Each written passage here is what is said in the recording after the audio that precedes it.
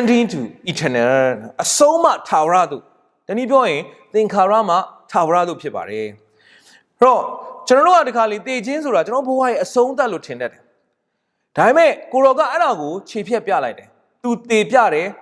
3 ရက်မြောက်နေ့မှာပြန်ပြီးတော့ခန္ဓာနဲ့တကွရှင်ပြန်ထမြောက်တယ်ဖုတ်တစီလူမျိုးထမြောက်တာမဟုတ်ဘူးခန္ဓာနဲ့တကွ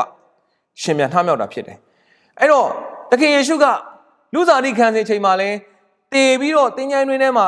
မြုပ်ထားတဲ့လာဇရုကိုနော်4 ရက်လောက်ကြာနေပြီရှင်ပြန်ထမြောက်စေခဲ့တယ်ခန္ဓာနဲ့တကွပြီးတဲ့အခါမှာကျွန်တော်တို့တရားစရမှုယာယုရဲ့သမီးကိုပြန်ပြီးတော့သူငယ်မထတော့ဆိုတဲ့အခါမှာသူပြန်ရှင်ပြန်ထမြောက်လာခဲ့တယ်ဒီတက်တဲ့တွေပြင်ကမှသူကိုယ်တိုင်ကားတိုင်းပေါ်မှာအသေးခံပြီး3 ရက်မြောက်နေ့မှာရှင်ပြန်ထမြောက်ပြခဲ့ပါတယ်ဒါကြောင့်မလို့ကျွန်တော်တို့ဒီလောက်တက်တဲ့ပြခဲ့တဲ့ဘုရားကကျွန်တော်တို့ကိုပြောတဲ့စကားမယုံစရာအကြောင်းမရှိဘူးတေလွန်တော်လဲအသက်ရှင်မယ်